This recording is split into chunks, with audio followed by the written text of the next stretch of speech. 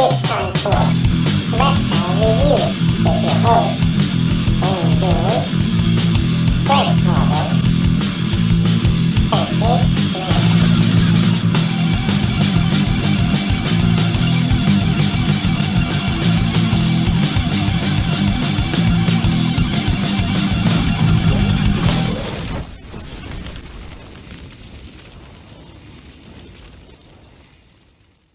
Well, welcome, Mattias. Thank you very much for coming on my show, Rat Salad Review.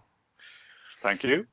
Thanks for having me. Yeah, no problem. We've been trying to get this to go for a while, and we kind of got our times mixed up, and I'm glad we got everything settled now, so we're all good. But you are from the band Dead Kosmonaut. This is your older CD, but I didn't get your new one yet. It's on its way. But you're from Dead Kosmonaut. I found out from you guys from a friend actually that lives over in Sweden. He says you got to check out this band, and he sends me a couple, songs from the album, and I said, wow, it's pretty good. So I think he found the album for me, and he actually sent it to me. It's kind of hard to find over here now. I looked on Amazon and I can find it, but at the time when he showed me, I couldn't really find the album. So yeah, it's a very minor release. We released it ourselves through a friend who has this record store that sometimes releases albums. So it's a joint venture. It's a very small business. Yeah. But now we're on a proper label. Oh, which label you on? It's High Roller in Germany. Oh, okay. Yep. Everybody knows who they are. A lot of people going over to them. Yeah, very good label. Where'd you come up with the name? With the name Dead Kosmonaut? The name Dead Kosmonaut comes from the song Dead Kosmonaut. Yeah. Quite a few years back, I was writing songs for a project that never took off and still haven't taken off, I'd say. But I was very, very pleased with this particular song, Dead Kosmonaut. And first, I had another name. At first, I called the project Astrakhan. Okay. Which I thought was just a very silly name that I was the only one in the world to think of. Turns out, though, that another band from Sweden choose that very name. Astrakhan is, at least in Sweden, known as an apple, but it's also a part of Russia called Astrakhan. Oh, all right. So I guess the apple comes from that part in Russia. Yeah. I just thought it sounded cool, but there you go. Yeah. So I had to find another name, and I came up with the name Domkraft, which is just the Swedish name for a jack. Oh, okay. Yeah, but it sounds cool. Yeah. Domkraft. Yeah. Well, it sounds like a Doomish kind of band. Yeah. Yeah. But the same thing happened again. Really? You don't have good luck with names. I mean, what are the odds? Actually, I have a band, and my band's name is Dead Kosmonaut, so you're going to have to change yours. Well, it's taken now. Oh, good. All right. Fine. I'll let you have it. Yeah. So, anyway, I just had to come up with a name, and I guess that coming up with the name of the band is probably the hardest thing. Yeah. Apart from finding a really good singer. Those two things are the hardest things. Yes, they are. And by then I had already found Pelle. So it was just to try to find another name and a good one. And Dead Kosmonaut just felt like at least to me, it has sounds a bit mysterious, perhaps. Right. I was just going to say that. Yes. Yeah. Because you don't know really what that means, in a way. Yeah. The answer is on this album now. The song Dead Kosmonaut. There is a short passage which inspired the name of the song, which inspired the name of the band. Okay, yeah. Cool. Mm-hmm. All right. Yeah, I was just listening to. I listened to the album twice in the last 2 hours since I last talked to you. Yeah. I really like it. My favorite song though is the fourth song. I wrote it down here. What the heck is it called? The Spirit Divide. The Spirit Divide. Yeah. Yeah. I really like that song. Actually, it reminds me of one of the other songs off the first album because the chorus is very catchy. Yeah, and that's usually what I like. I like a lot of more catchier type songs and stuff like that. But yeah, there's a lot of Maiden influence on this album, and even with the last album too. I would imagine you're a huge Maiden fan. Yeah, we're all Maiden fans. I think that we could have the highest rate of Maiden fans in a band ever. Really? 100%. No, seriously. Me, the drummer, and the two guitar players had a Maiden covers band quite a few years back called Strangers in a Strange Band. Oh, nice name. Yeah, and and Pelle is also a very, very big Maiden fan. Really? Probably. Well, if there is a diehard fan, he is one of the hardest ones out there, I guess. I mean, he travels to shows, he collects records, he's... oh, really? Yeah, he's a true Maiden guy. Wow. Yeah, it definitely shows in with the band. Especially, you must be a huge... Steve Harris must be a big influence on you as well, being the bass player. Yeah, I'd say so. When I started playing bass, I had been playing guitar for a few years. And actually what happened was that me and Henrik Johansson, the guy who plays drums for Dead Kosmonaut, we met up and found out that we had a similar interest in music. And we both want to play a bit more progressive sort of hard rock metal. Yeah. But I knew right away that playing that kind of music on guitar wasn't my thing. So I changed to bass, and I had a pretty clear vision from the word go that what I want to sound like. One, obviously, Steve Harris, but I have to mention also John Wetton. Okay. Of King Crimson, using that sort of distorted playing. And there's a Swedish progressive band called Anekdoten. Okay. And their bass player, Jan-Erik Liljeström, is also those three players were probably those three that shaped my bass philosophy the most. Right. Yeah. Yeah, they definitely hear it in there. Actually, not so much like older Maiden stuff, but like the newer Maiden, because it's more progressive, and that's how you guys are more progressive, and you add a lot of elements from like, I was reading some interviews you were doing before, like Uriah Heep as well. Yeah. Yeah. There was something else in there I can't think of at the moment, but yeah, you have so many different influences in this band, and it's cool that you're able to combine everything all together and make it your own kind of thing.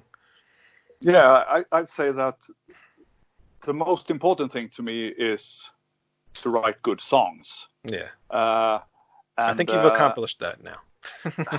Thank you very much. But with that said, I think that the form of hard rock, heavy metal, and maybe thinking a bit like those guys that invented heavy metal, right? Like Uriah Heep, Black Sabbath, Deep Purple, and those kind of guys. They weren't metal musicians. Right. They didn't have any blueprint for how to make a metal song. Yeah. They just, and I mean, obviously, there is a lot of metal music to listen to now and to get inspired from. But with that said, I think the philosophy that I'm trying to live up to is that I don't think as much in terms of boundaries, but the possibilities that's within the genre. I mean, if you listen to older Black Sabbath albums, they had like soft songs, jazzy songs, bluesy songs, and very, very, very heavy songs. So I mean, everything was already there back then. All I doing now is writing songs in that vein. Right.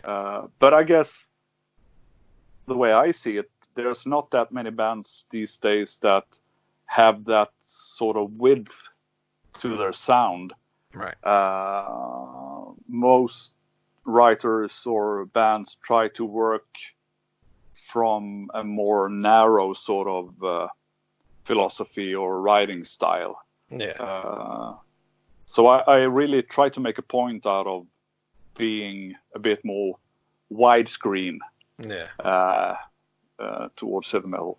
Yeah. I think old Judas Priest and I'd say Black Sabbath with Dio is one of the main influences. Oh, okay. Mm-hmm. Yeah, because now a lot of bands today, everybody they all stick to like what they do. They don't venture out into other kind of genres, not even genres, but just like other different sounds and stuff. For which you guys, you have all that different stuff. You don't just stay on one path. You do everything, in a way. Yeah, I mean, why not? Yeah, that's what I think bands should do. I mean, like back in the day, like you wouldn't hear an album that sounded all like the same all the way through. You would hear so many different things within an album, and that's what makes an album, I think. And that's what we're missing today with a lot of bands. Exactly. That's what I'm thinking too. That I mean, why put restraints on yourself and your imagination or your inspiration? No. I mean, I can see there's a point of if you have like a goal of I want to make the hardest or the heaviest. That's cool. Right. But that's not what Dead Kosmonaut is about. Dead Kosmonaut is about celebrating heavy metal. Yeah. Mm. Yeah. It sounds like big words, but I mean, seriously, that's what I'm aiming for. Right. Do you really consider your band like a heavy metal band, though? We've had discussions, and I've been asked this question quite a few times because for journalists and fans, it's quite. It seems like it's important to have a name of the genre, right, yeah. to be able to narrow it down. Like, do you play Doom? Okay, what kind of Doom? Do you play funeral Doom or drone Doom? Exactly, I mean, it's annoying. Yeah, stuff like that. But what I said and I said this to Pelle, the vocalist, that I came up with the answer, and that is that we play classic heavy metal with hints of classic hard rock. That's another new genre now. It's a new, it's the Dead Kosmonaut heavy metal. Yeah, why not? But yeah, no bands really today. Everything's just like one thing. But you guys definitely add your own style in there, and this new album's really good. There's a big step up. I know that some of these songs were also from the older album as well.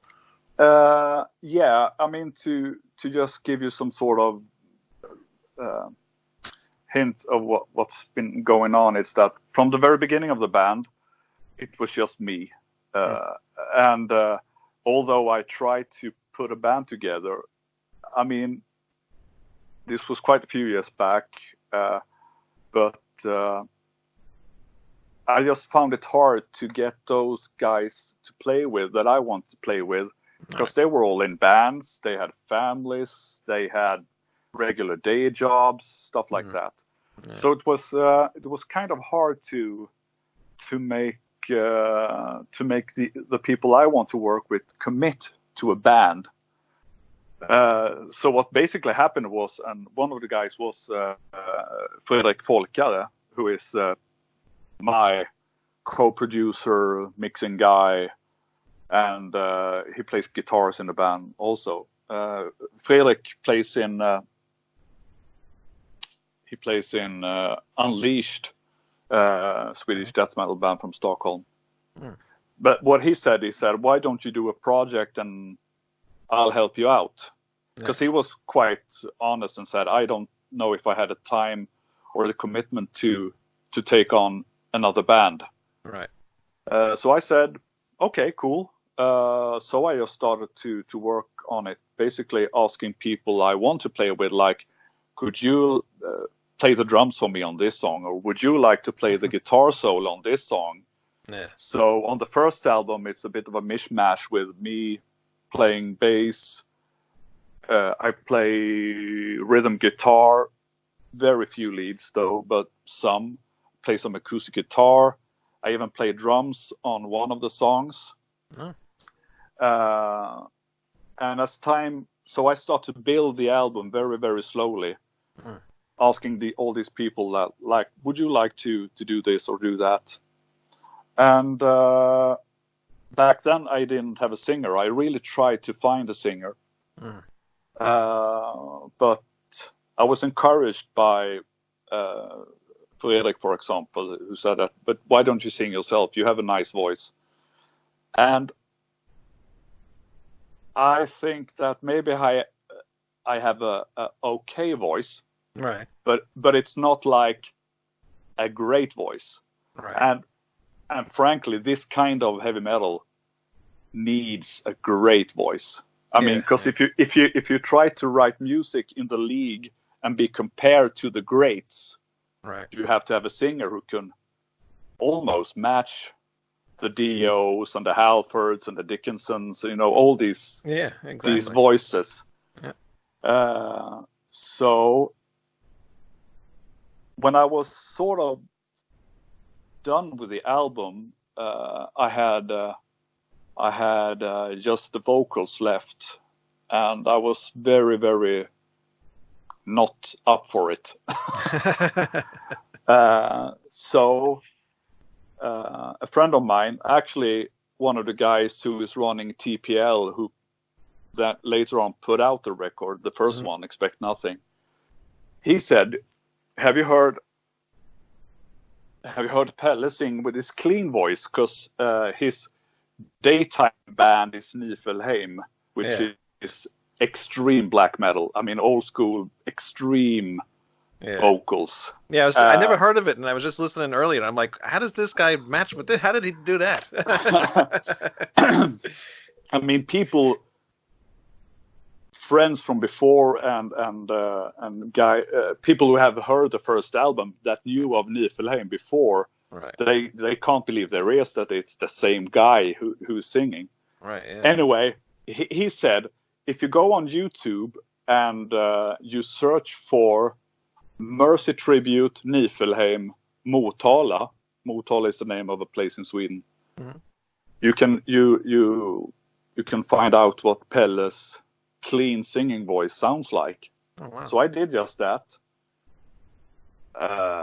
and I just, sometimes you say that your jaw drops, like, but actually that was happened. I just, because I had known Pelle as a fellow Maiden fan for more than 10, 15 years or something. Oh, wow.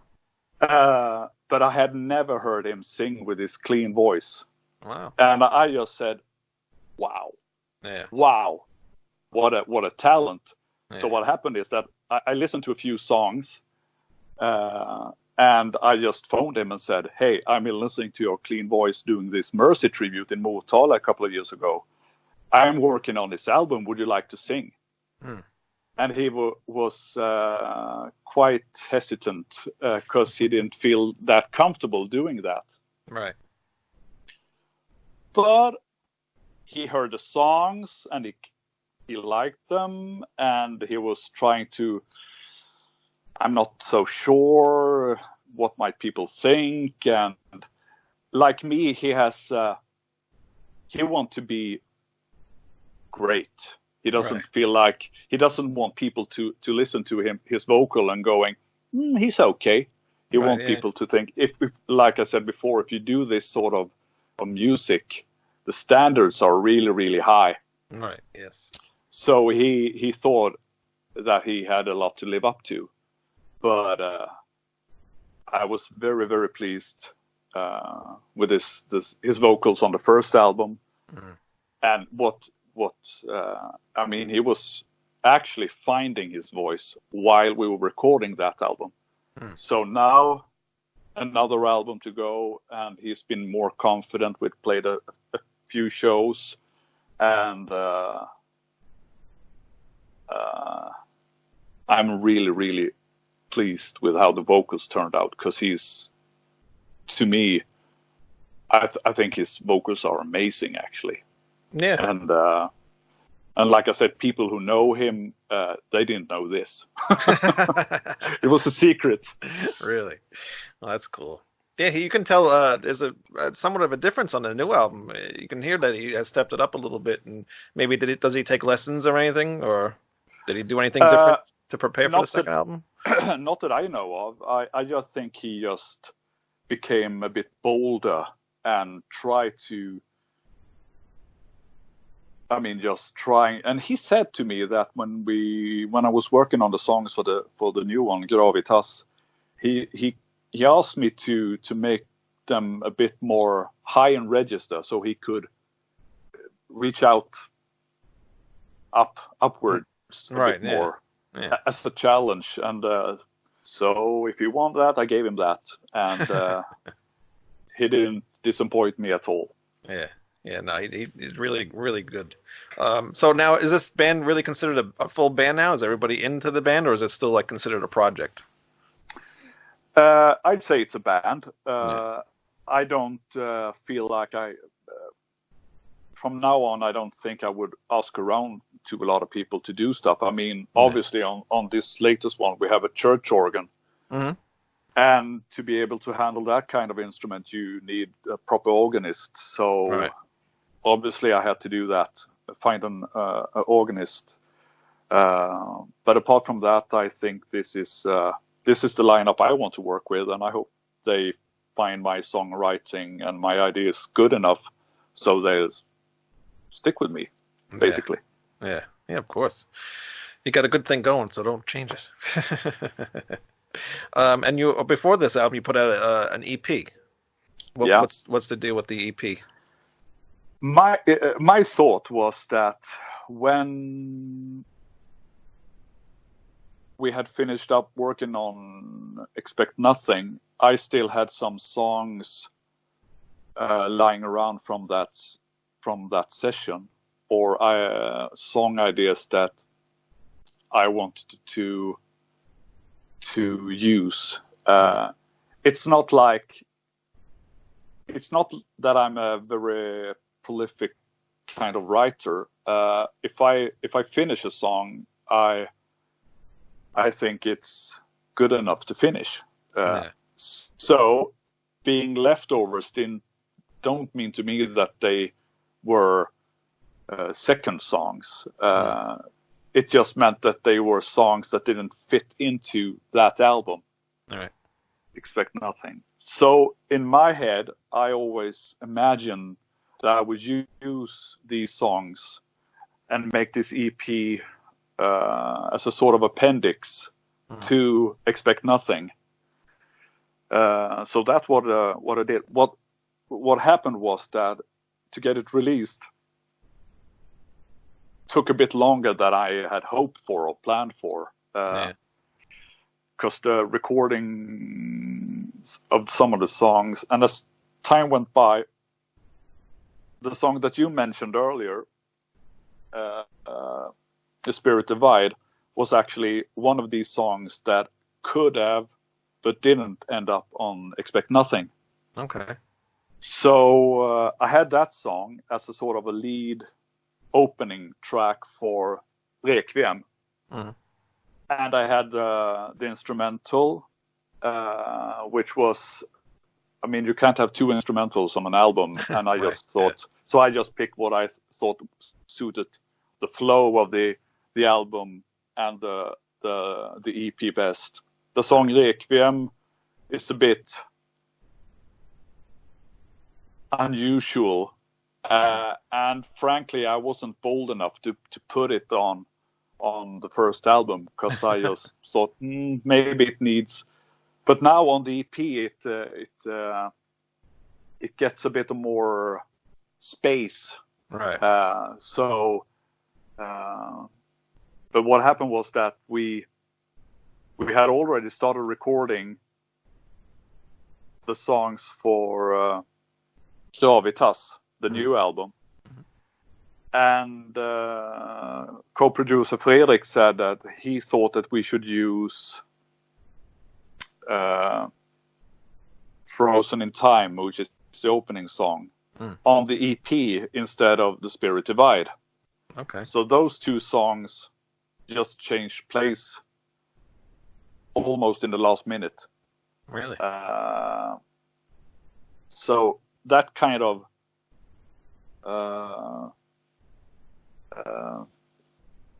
what it did was that it didn't really affect the flow on either Rekviem or Gravitas, but we had a bit of an argument. Pelle, the singer, thought I was insane because he thinks that Frozen in Time it's supposed to be on the album, but in this case, I listened to Fredrik. I mean, he is the co-producer, and so I said, okay. I mean, we'll probably play both songs live, so it's not like a song and an EP is a wasted song. That's not just a... Yeah, it's just not on a full album. Exactly. Yeah. But I did try to make the EP, and I thought about the flow of the songs as if it was a full length.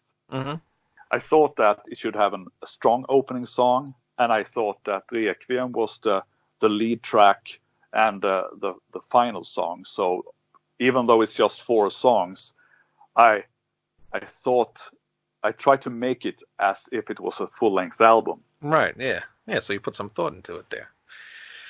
Good idea. Good thinking. Actually, I just bought it on Amazon, and I'm going to buy the new album too. Yeah, I'm a little behind. Sometimes I get a little behind. Forgive me. It's okay. As you can tell, I do buy my stuff. Do you still buy CDs and records and stuff like that, or? I do. I go out and buy my vinyls or my CDs depending on in what format I think it's the best. Sometimes you just I mean, Spotify is it's quite big in Sweden. It's from Sweden even. Well, that would be why my friend always makes me playlists, and they're always on Spotify. Now I know why. Anyway, so I think that sometimes I buy the vinyl, but I listen to Spotify. Okay. But sometimes I buy stuff, of course. Yeah. I'm a fan.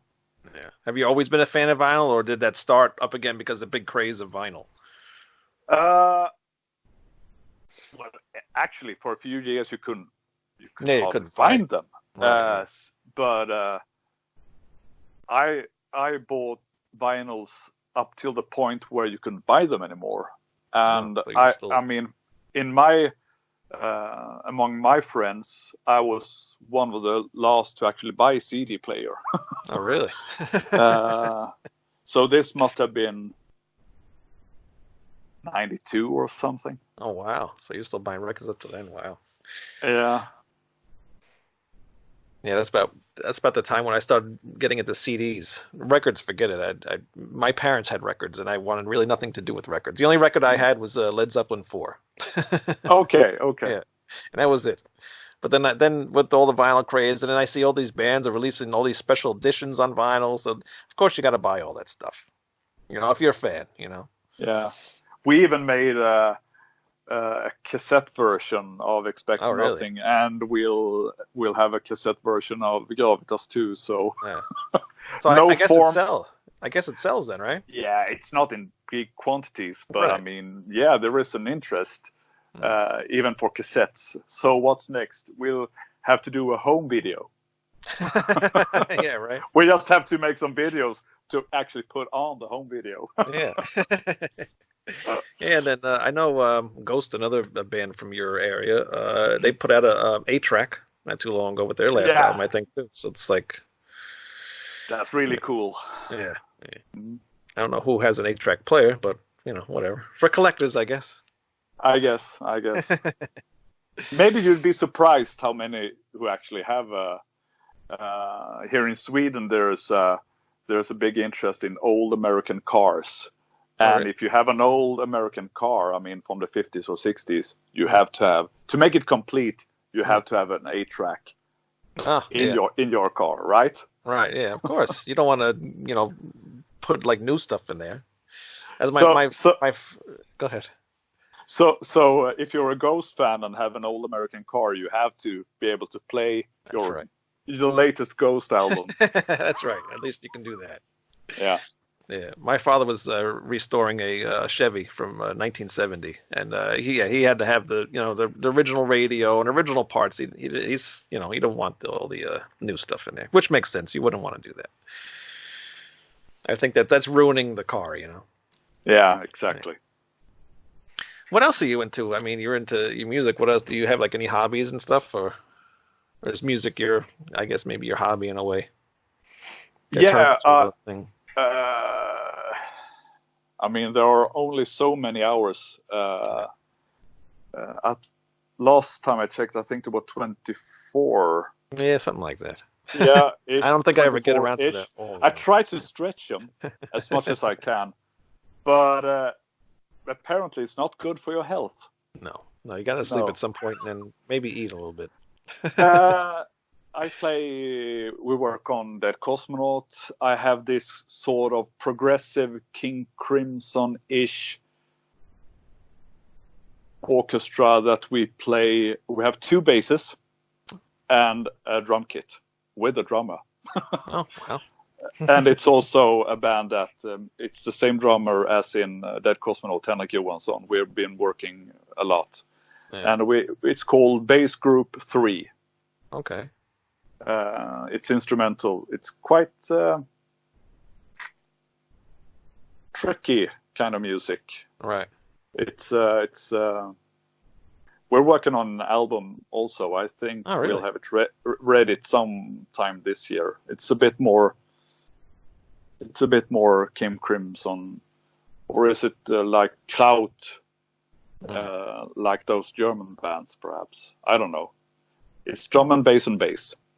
No vocals or anything? No vocals. That's all instrumental? It's all instrumental, 2 basses, hardly any effects, apart from what we use. I mean, there are no keyboards and stuff like that. It's just drums, bass, and we try to make it sound as big and hard as possible. Yeah, interesting. And I have a third band up and running called Onda Radio, which is this is my oldest project. It's me and a friend of mine. We've just been recording, and basically we just write and record songs.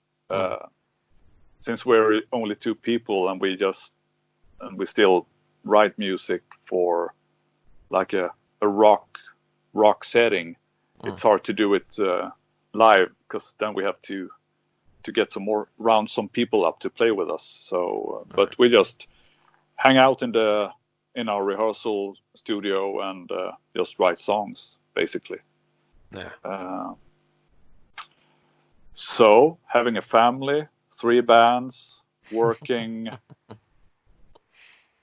God, how do you have time for all that? I only do this and I work. I have a family. I'm trying to do a band, and I can barely do this podcast half the time.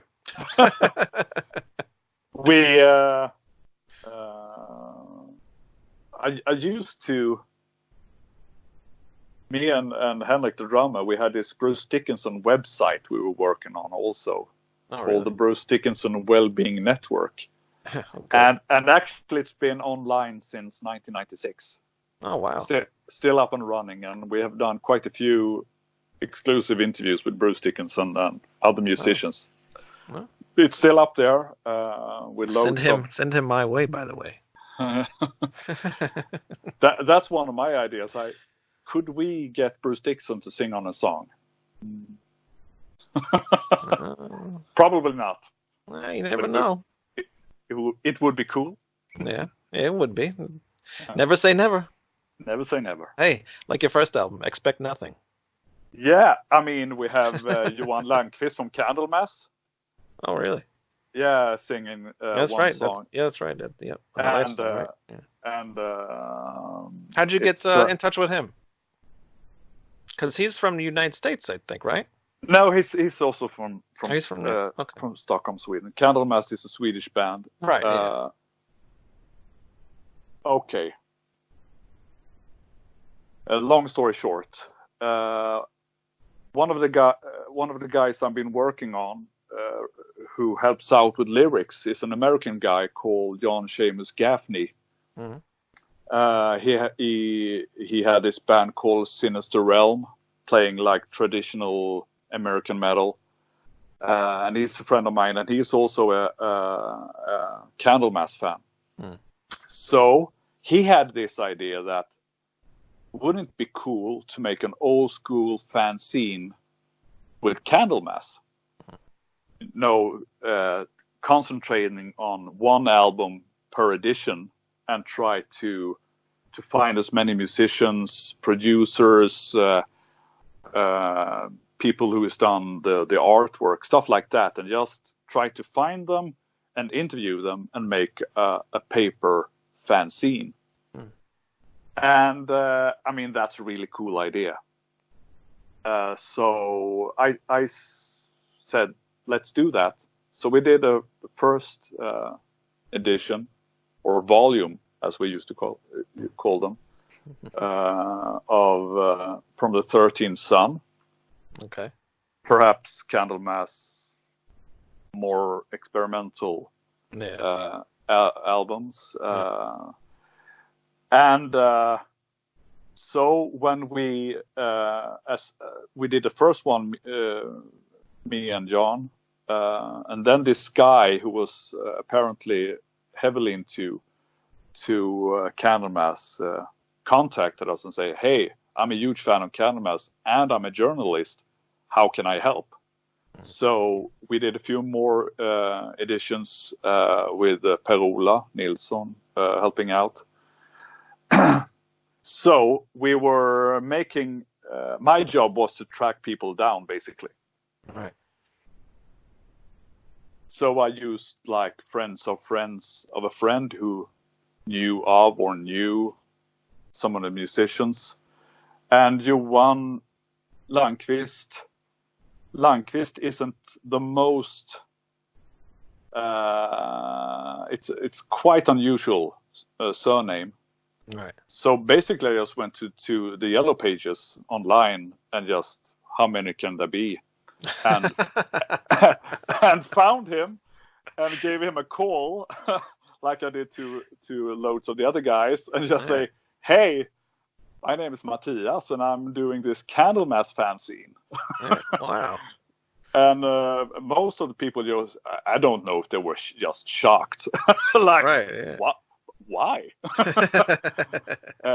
Actually, it turns out that Johan is one of the coolest persons I've ever met. He was still singing, and this was before I had found Pelle. Okay. So the plan was I were to do the vocals, but I thought to myself, if I can get a proper singer to do at least one song as a guest singer on the album, that would be really cool. Right. Okay, how many really good singers do I know? And the first name that, I mean, you don't phone Robert Halford and say, "Hey, do you want to?" But actually, I knew, hey, I got the phone number to Johan Landqvist, one of my favorite singers, who did the vocals on one of my favorite albums, Epicus, Domicus, Metallicus. Yeah. So I asked him, sent him the song. No, he had heard. I was a bit of a nuisance, I guess, but of course, when I met him, I just gave him like a CD copy of my first demo with the songs. Oh, okay. And I remember that, like I asked him, like, "Did you ever listen to that CD?" And he said, "Yeah." So, did you like any of the songs? Yeah. being a total fanboy.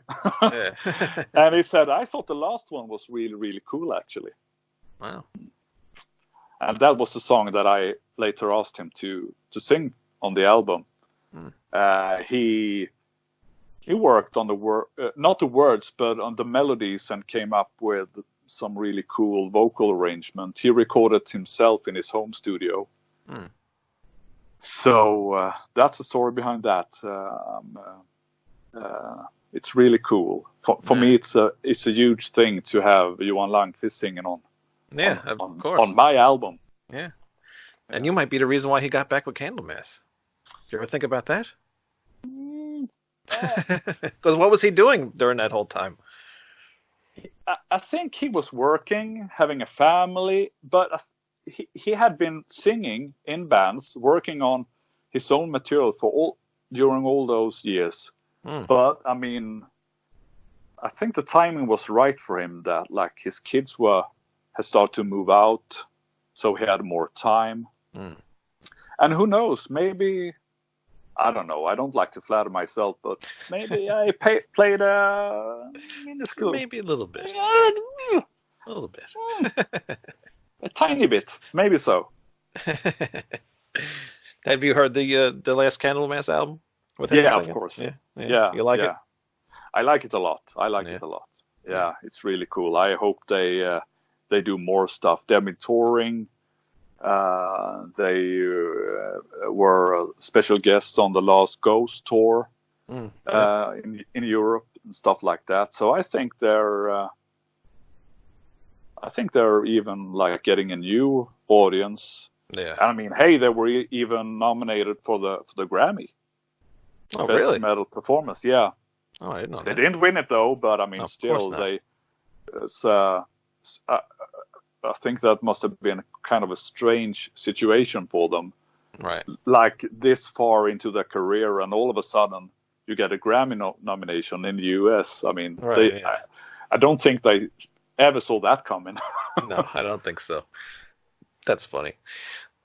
Any plans to tour or anything with them at all, or with Dead Kosmonaut just in general? Any tours going on? Well, yeah, I really hope we get the chance to get out and play. But then again, I have to be realistic. Like I said before, Dead Kosmonaut is just one thing out of like bands and families and work and all that stuff. So I don't have any illusions that we will go out on a big tour. But I really hope we get to play some festivals, stuff like that, or opening up for bigger bands.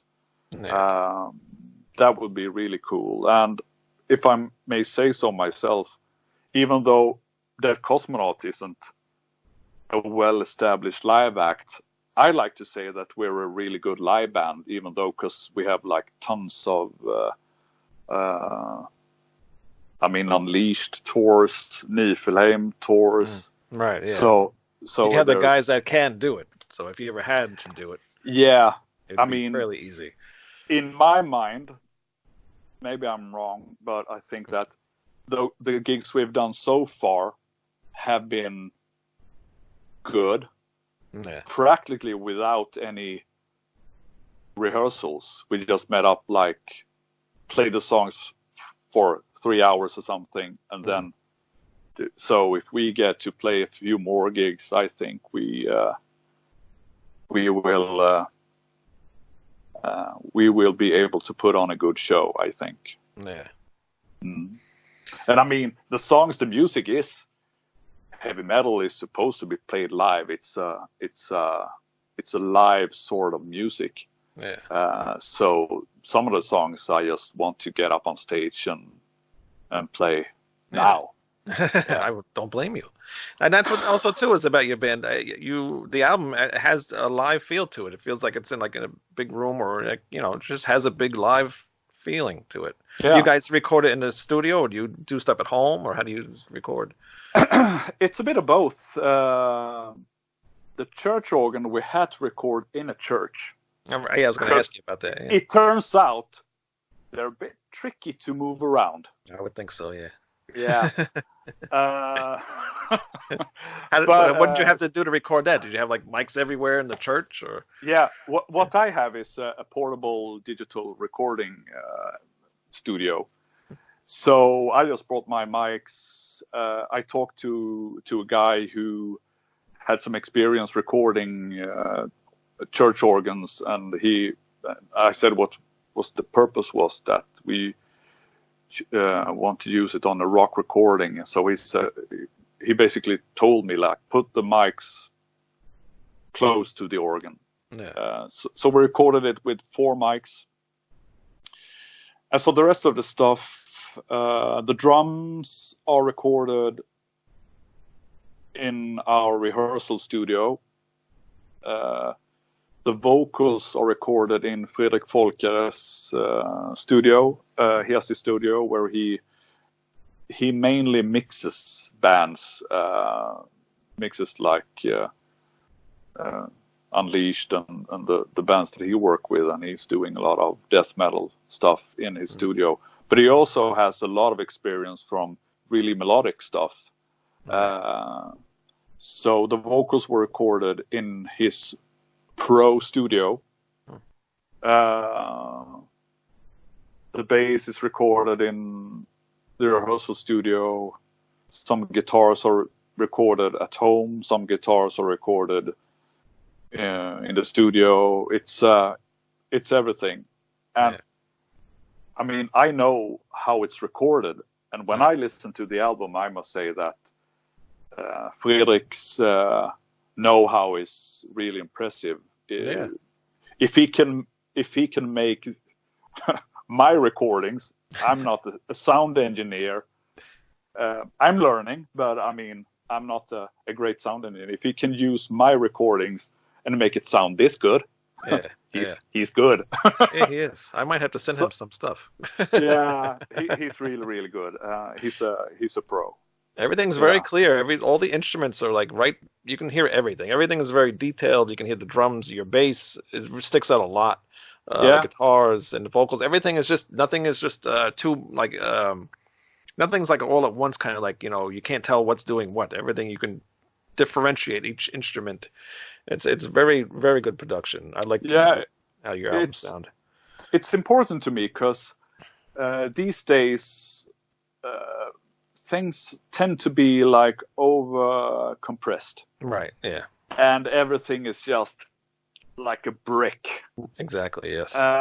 So working on, I think that's one of the things that Fredrik is really good at, is that he knows how to mix and produce a distorted guitar without making it, because the distorted guitar just takes a lot of room in a mix.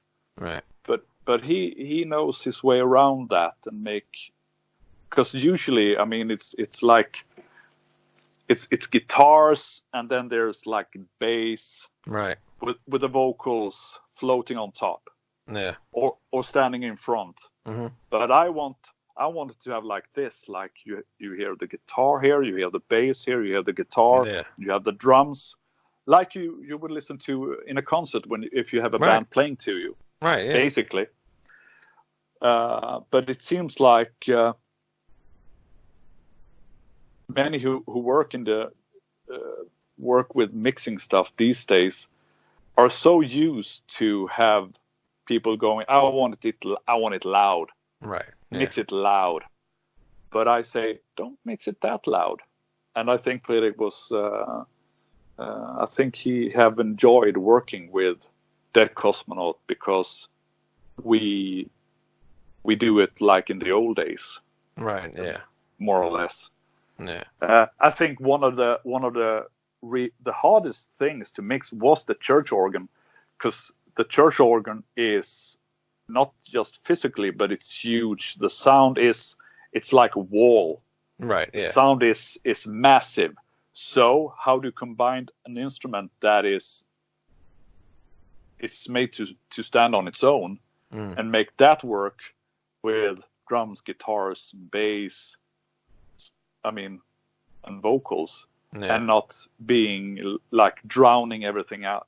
So Fredrik had to really feel his way around it. On some parts you have to let the organ just get a bit more in the background, and then you could have it like more in the foreground. I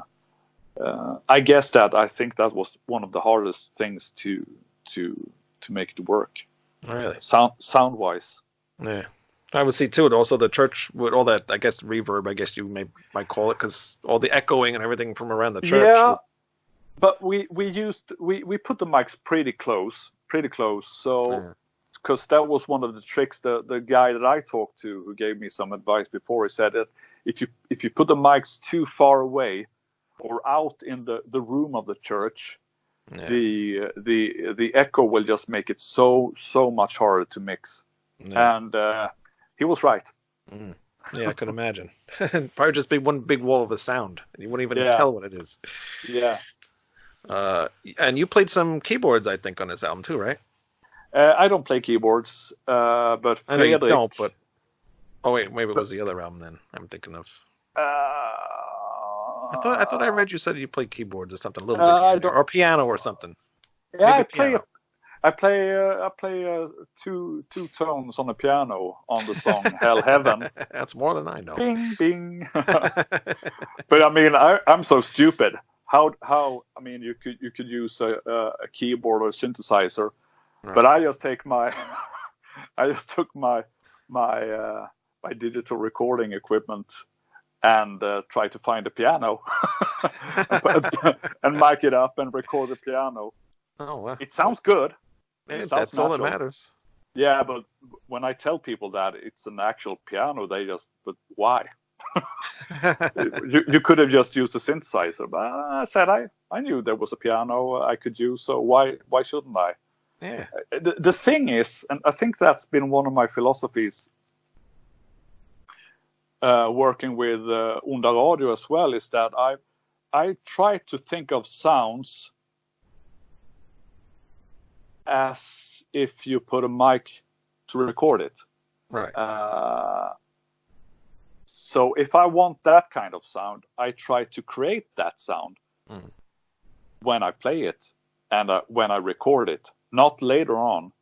That said, of course, there's a lot of digital trickery on the album to make things work. Right. But I think on a whole, just to try to find sounds and work the sounds as if they were natural sounds is a part of the Dead Kosmonaut philosophy.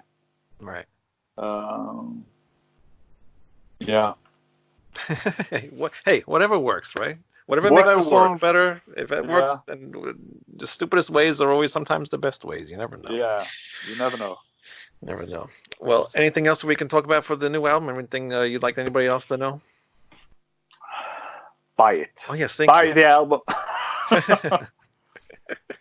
Show that cover again. I like the artwork on that one. Yeah. Yeah, I like that.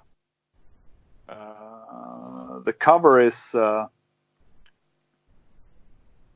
It reminds me of a video game. I can't think of which one, but there's always video games where you have the thing going under and you got to run under it. Probably Castlevania or something. I won't know actually.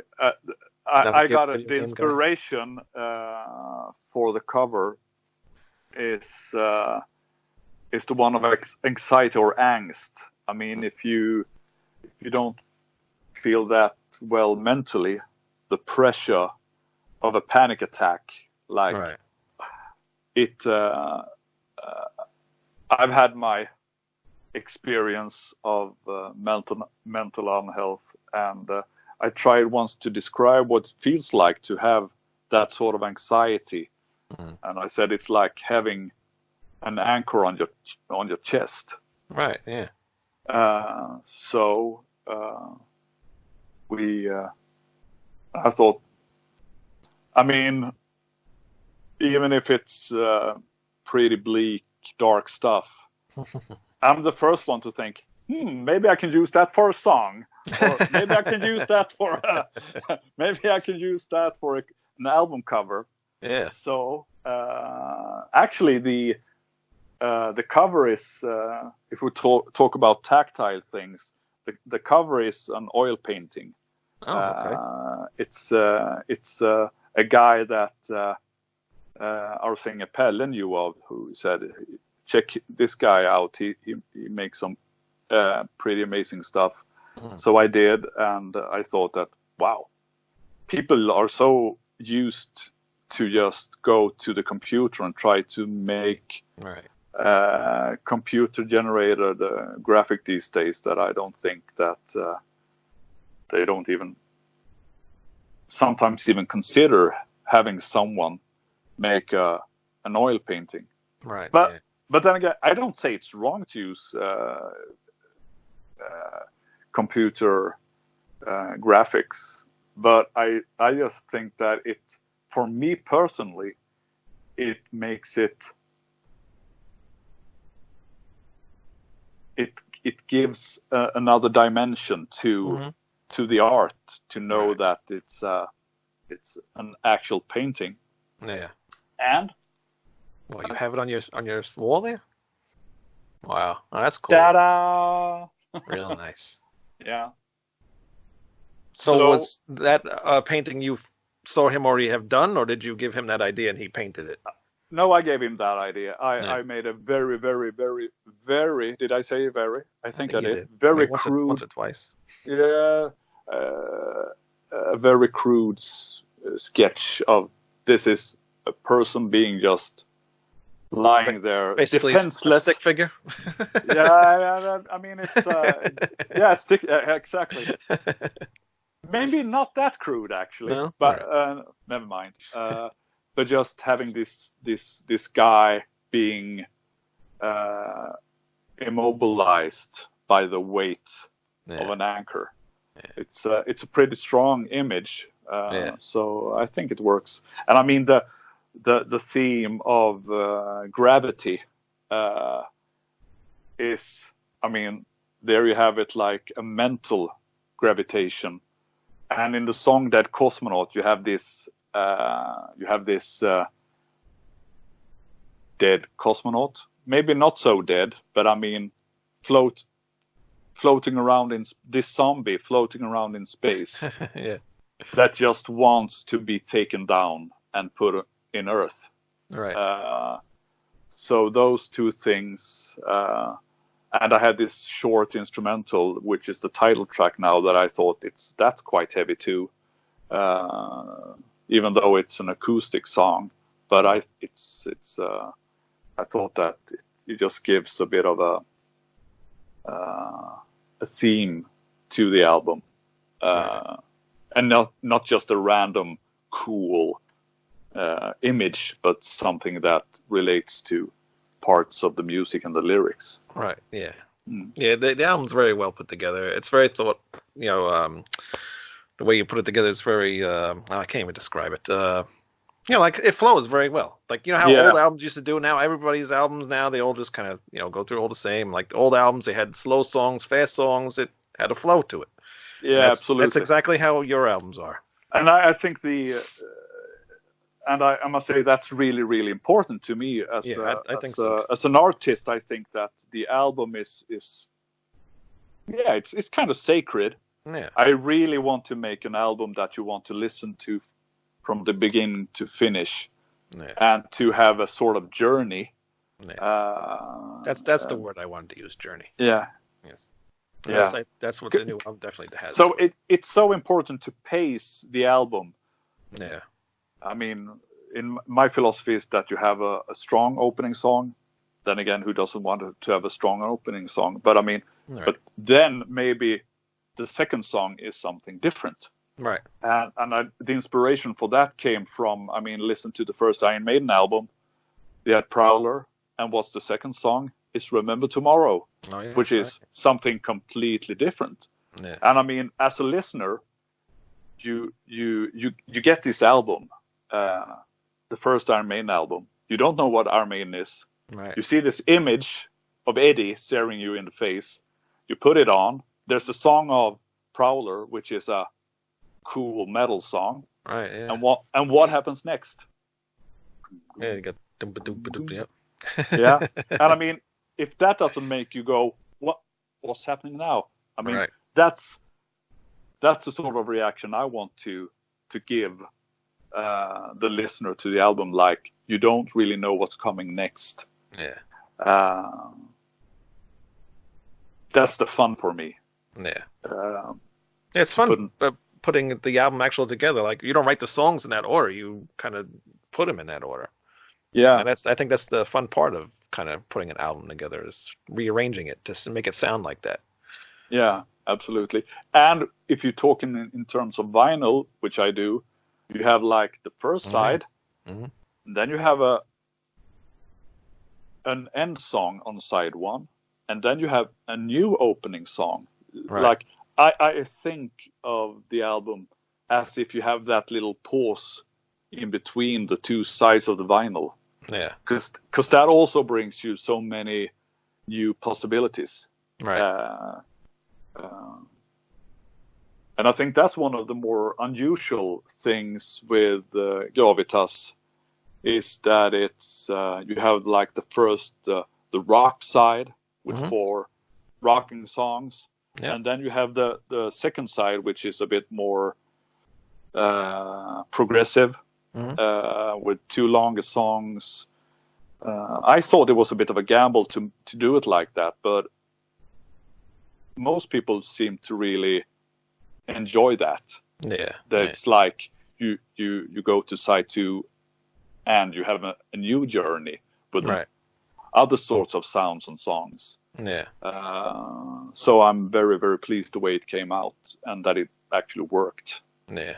And it's also good to end like that as well, because it's like got a dark feel to it, and it's not completely slow, but it's like on a slower, doomier side, like progressive and stuff. And it's a really good way to end an album, I think. I think so. The thing is, I mean, there's no song you can put after Dead Kosmonaut. Right. I mean, compared to the other songs, no, nothing would sound right. I mean, I don't mean this in a negative way. I mean it in a good way, that a song like that kills an album. Yeah, right, yeah. It's just, okay, we're done.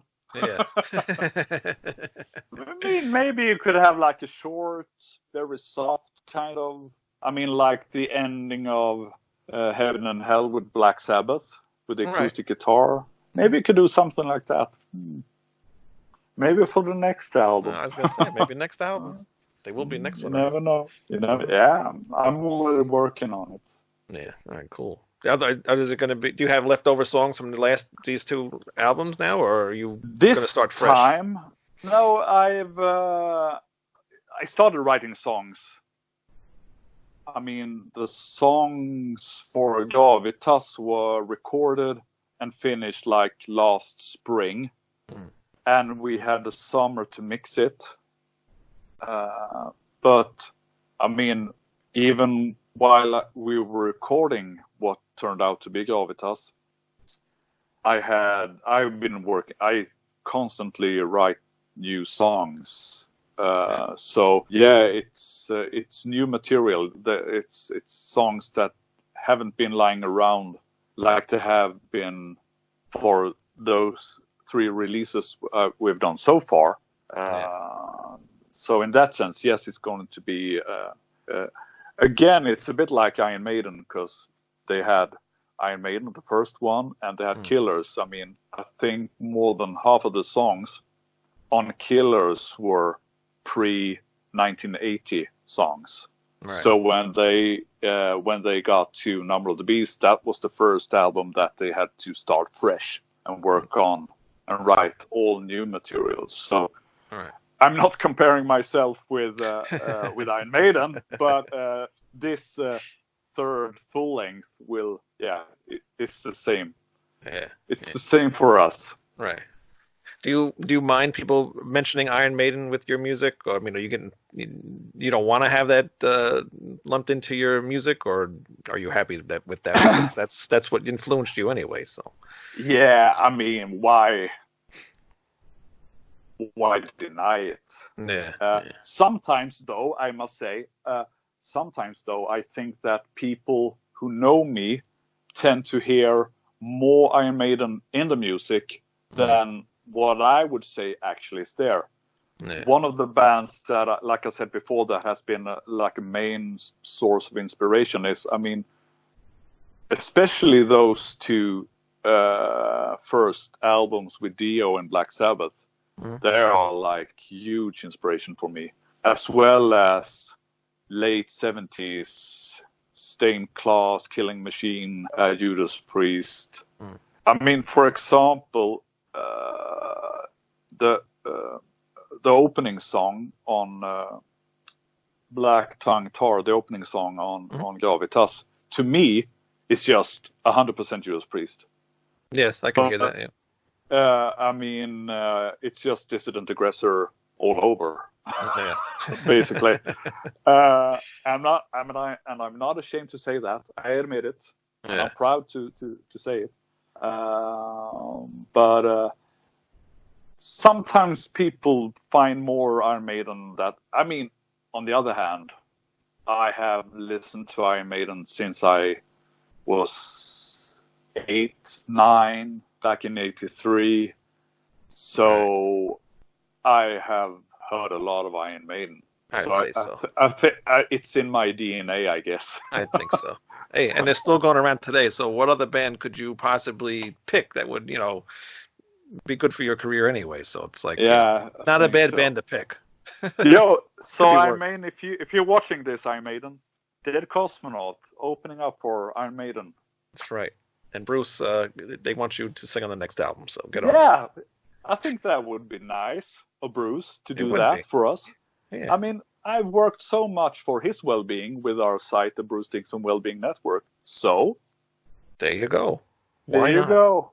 Why not? And I do think he watches this show. I just heard about that. I'm pretty confident he does. Yeah, I'm pretty sure. I think the whole band watches this show. Probably. Yeah. That would be nice. But who knows? Who knows who watches this show? I don't even know if I watch this show sometimes. You're making it. You don't have to watch it. That's true too. I already know what happened.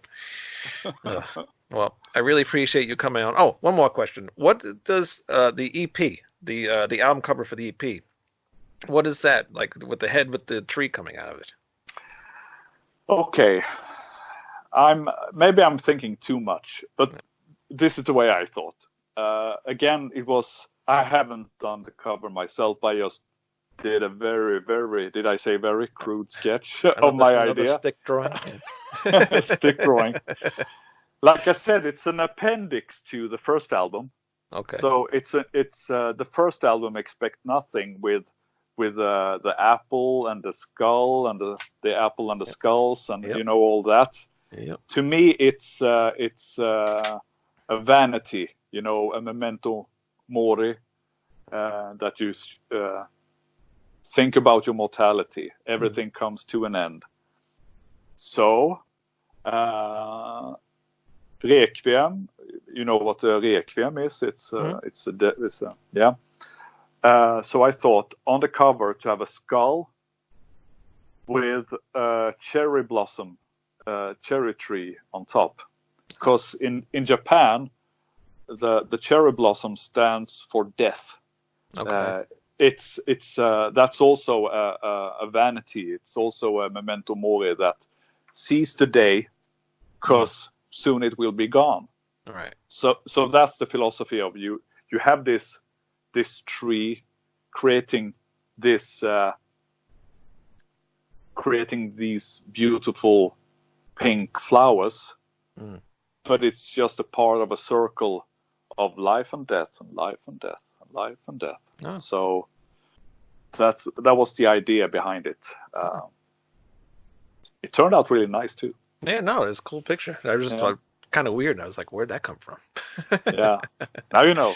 Now I know. You put a lot of thought into all your stuff. It's really cool. I like I like that you're really involved with the band. It's awesome. I wish more bands could be like that. And it shows. Your work shows too. So yeah. So show everybody the album cover again. So if they looking for it, they know what to get. Dead Kosmonaut, Gravitas. Go out and buy that. Exactly. There it is. High Roller Records, right? High Roller Records. Yeah. Or you can buy it on Amazon and eBay. Just make sure you're not buying it from a bootleg seller. Don't. That would be something if Yeah. someone made a bootleg. I mean, I'm sure there is. I'm sure there is. Believe me, I was talking to there's another band that we're friends with. They're just a brand new band. They just put out their first EP last year, and they finally got released onto a record label. But I've been talking to their bass player, and he went on eBay and he saw one of his albums on eBay, and I'm like, it could possibly be a bootleg. So you never know. You never know. You never know. They make bootlegs of everything. I think to make like a pirate copy of an album is quite boring. But I mean, in a way, if someone bothers to make like put out sound recording for one of our shows and make it a bootleg, that would be cool. Yeah. So you're not too against that, right? Oh. Well, if you ever do have shows. Yeah. I hope we do. I hope so too. And hopefully one day you'll come out to my area, and if you do, I will come because it'll be a good show. I hope so. We're working on it. All right, work on it. Don't take too long. All right. Well, again, thank you very much for coming on the show. I really enjoyed you coming on. And thank you, nice meeting you as well. I'm glad we were able to set this up. I'm very pleased we did. Yes. And add me to Facebook. I sent you a request. Yeah, I will. Okay. All right. Thank you very much. All right. Oh, is your website for your band, for Dead Kosmonaut? Is there? We don't really have a proper website. It's just on Facebook so far, but it works. Maybe I should do an Instagram or whatever, but I can't be arsed. So it's just facebook.com/Dead Kosmonaut, or is it some other weird thing? Yeah, it's Dead Kosmonaut on Facebook. Yeah. Right. There's only one Dead Kosmonaut around, as far as I know. Right now. As of now, yeah. All right.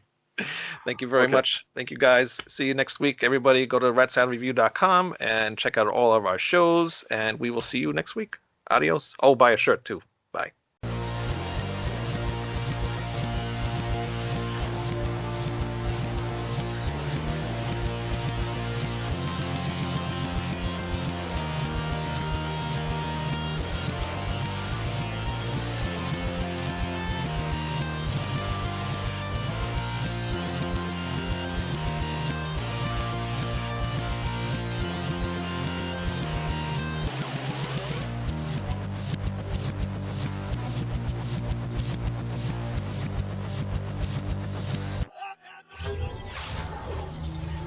What?